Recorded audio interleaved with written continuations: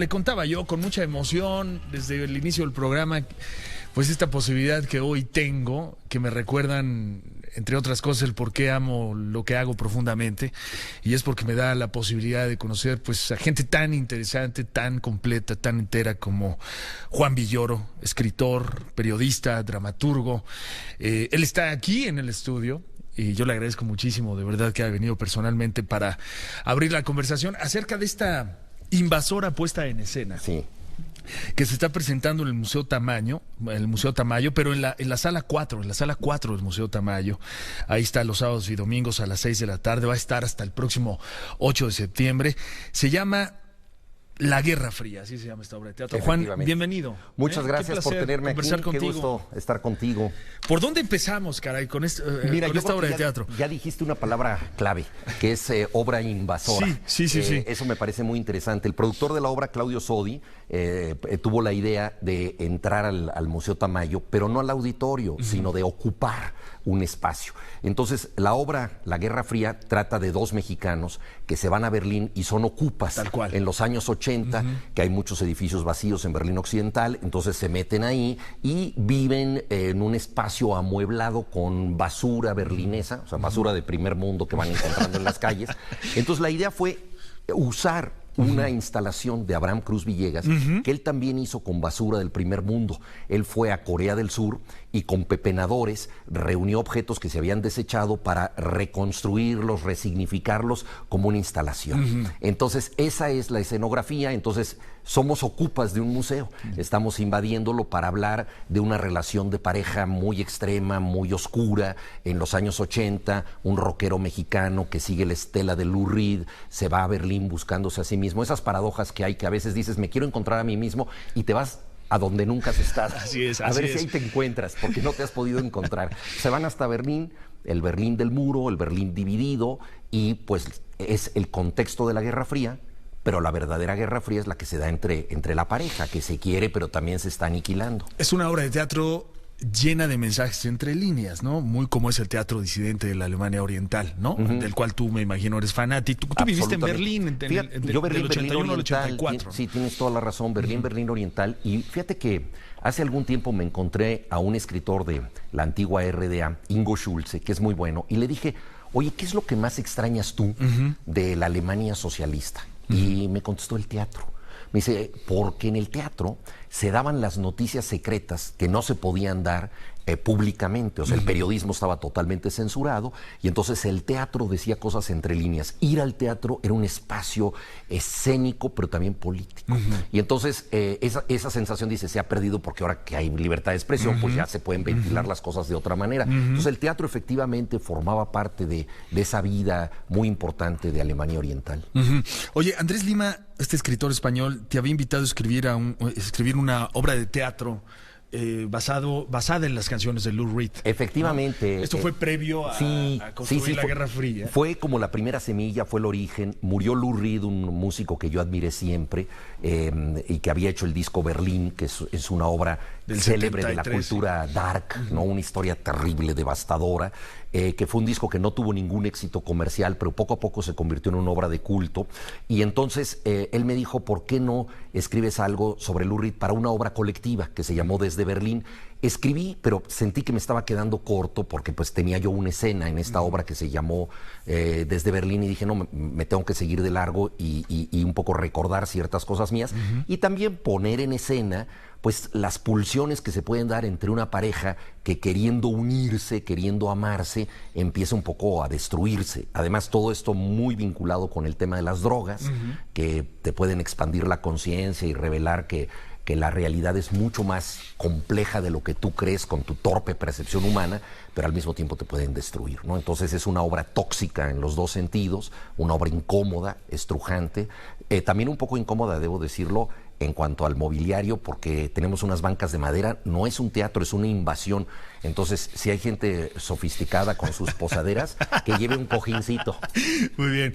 Oye, hablas de las drogas y hablas de esta relación entre el gato y Carolina, ¿no? Efectivamente, son los dos personajes. Mira, un poco en imitación del disco de Lou Reed, que recordarás. A eso iba. Exacto. Es un homenaje, al fin y al cabo, a la vida de Lou Reed, porque Lou Reed también fue un personaje un poco así, ¿no? Caminó por el wild side, caminó por el lado salvaje, por el lado de los excesos, los extremos, pero sobrevivió, ¿no? Eso es exactamente. Coexistió a los placeres. Mira, mucha gente piensa que cuando un artista habla de la devastación, ese artista está cortejando la devastación y él mismo quiere arder en su propia luz. Y a veces a la gente le gusta que un artista sea una especie de mártir, un mártir que pueden celebrar para siempre. Trágicamente algunos lo han sido. Pensemos en el famoso Club de los 27, de Jimi Hendrix a Kurt Cobain o Amy Winehouse, pasando por Janis Joplin, Jim Morrison, Brian Jones, todos los que murieron, digamos, en el camino. Y Lou Reed, que hablaba tanto de la destrucción, que tenía una canción que se llamaba Heroína, que era el animal del rock and roll, muchos decían, este tipo se tiene que destruir ante nosotros. Pero él era más inteligente.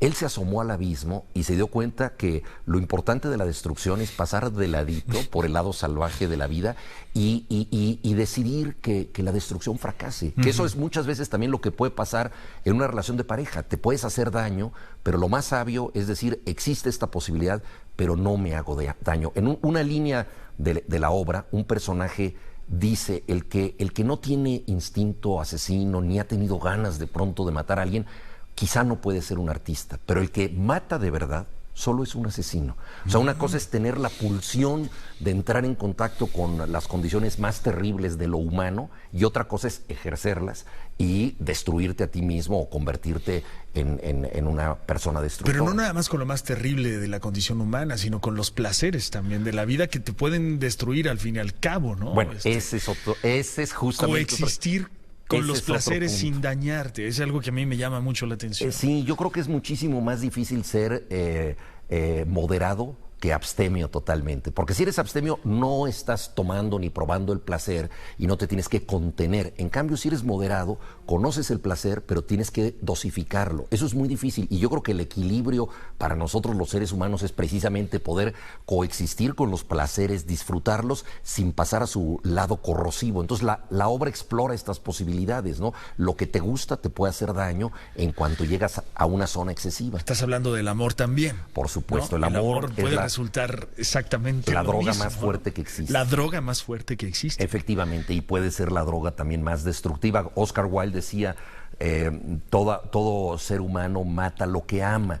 Quizá es exagerado decirlo así porque no necesariamente sucede eso, pero sí, muchas veces el amor puede tener un componente destructivo. Lo mencionabas y me llamaba mucho la atención una entrevista a un medio que ofreciste con respecto a la obra de teatro. Dice, a veces queriendo a una persona te conviertes en imposible e insoportable para ella por la forma en la que la quieres. Exacto, porque la quieres a veces con posesividad, la quieres con tal angustia de que no te esté llamando ahora. No hay una canción de Patti Smith, Because the Night, una de sus canciones más famosas con música de Bruce Springsteen, en donde ella está esperando una llamada telefónica, ¿no? La letra la hizo ella y luego dijo que tenía que ver con la relación que tuvo con el fotógrafo Robert Mapplethorpe, que ella había entrado en un enganche tal que si él no le hablaba por teléfono, eso antes de los celulares, ella se sentía huérfana, se sentía abandonada, ¿no? Entonces esas dependencias pues pueden ser también tremendas. Ahora, a mí me interesaba mucho una cosa, y es que todo este mundo convulso, todo este mundo que puede ser tóxico, destructivo,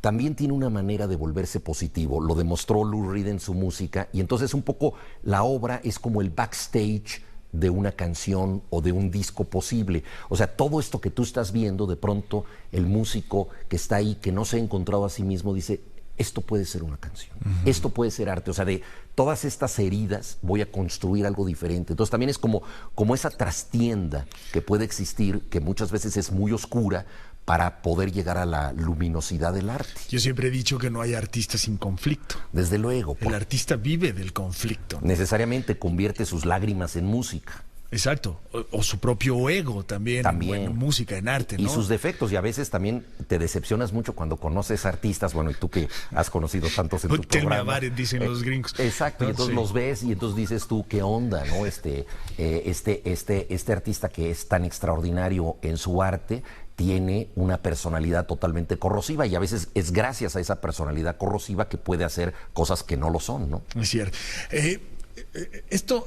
La música te llevó a esto, Juan. Sí. ¿No? ¿A ti te hubiese gustado también dedicarte a la adelante, ¿no? Me está llamando Lurri desde Ultratumba. Perdón, estas para que cosas, puntualices algunas cosas, no te preocupes. No se deben hacer. No pasa absolutamente nada. Fíjate que a mí la música pues me ha gustado mucho, soy un músico frustrado. Durante 4 años hice un programa de radio que se llamaba El lado oscuro de la luna, que se llamaba entonces La cara oculta de la música de rock, porque el rock prácticamente no circulaba en la radio comercial. Había un gran programa en Radio Universidad, La Respuesta está en el aire, y nuestro programa El lado oscuro de la luna. Y desde entonces pues a mí me interesó no solamente la música, sino el mundo de la música, o sea, su parte narrativa. ¿Qué dicen las canciones? ¿Por qué los músicos componen lo que componen?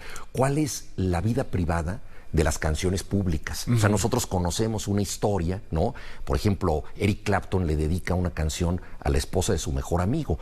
Entonces dice, ¿quién es su mejor amigo? Era George Harrison. ¿Quién es ella? ¿No? Es Patty Hansen. ¿Y qué pasa? Entonces, bueno, ahí hay, digamos, si tú quieres una historia de amor, ¿no? Una historia de amor. Sí. Y muchas otras canciones tienen también detrás de ellas una trama que las hace posibles. Y eso a mí me interesaba mucho, y en el programa tratábamos de escribir mucho de esto, del mundo que fomentaba, que hacía que las canciones, las tendencias musicales salieran adelante. Hay que decir que estamos viendo fotos del gran Carlos Omonte, que fíjate que fue el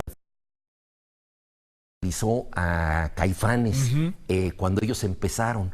Ellos empezaron con una estética pues muy parecida a la del grupo The Cure, ¿no? Una estética pues lo consideraban dark, como un Caifán. Exactamente. Tal cual, ¿no? Exactamente. Y entonces Carlos Omonte su instrumento era la cámara. Aportó mucho a la imagen, ¿no? Así es. Y entonces Mariana Jiménez, la directora de la obra, tuvo la acertada idea de pedirle estas fotografías exactamente. Sí. A Carlos Omonte. A Carlos Omonte que nos hiciera estas fotografías.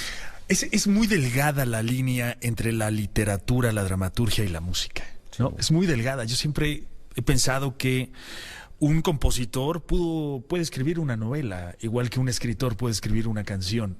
Es como muy hay muchas similitudes. O sea, una canción es una buena canción, al fin y al cabo es una pequeña historia, es una pequeña novela. Tenemos, por ejemplo, Pedro Navajas, ¿no? De Rubén Blades, es una historia perfecta, es un relato maestro. Y cuando le dieron el premio Nobel a Bob Dylan, muchos se escandalizaron, pero yo creo que es uno de los grandes escritores de nuestro tiempo.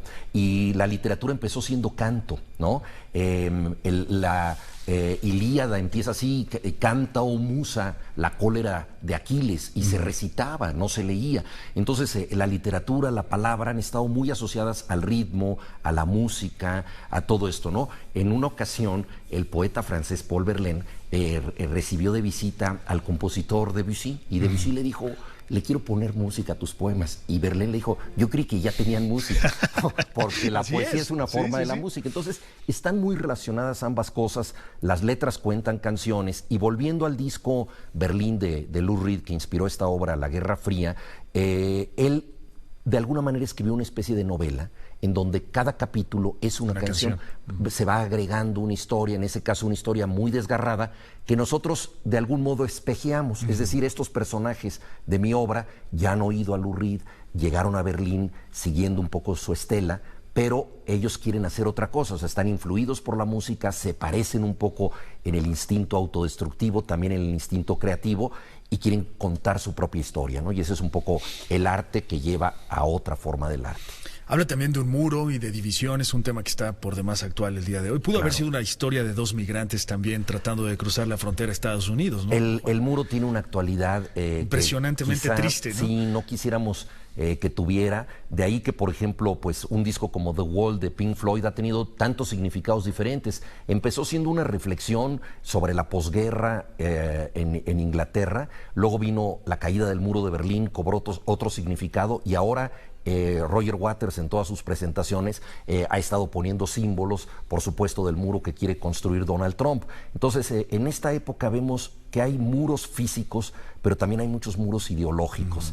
Pensábamos que la Guerra Fría ya había acabado, y vemos con Bolsonaro en Brasil, Salvini en Italia, Trump en Estados Unidos, que hay estos divisionismos de exclusión de grupos sociales, ¿no? Y entonces los muros también ideológicos separan a las personas.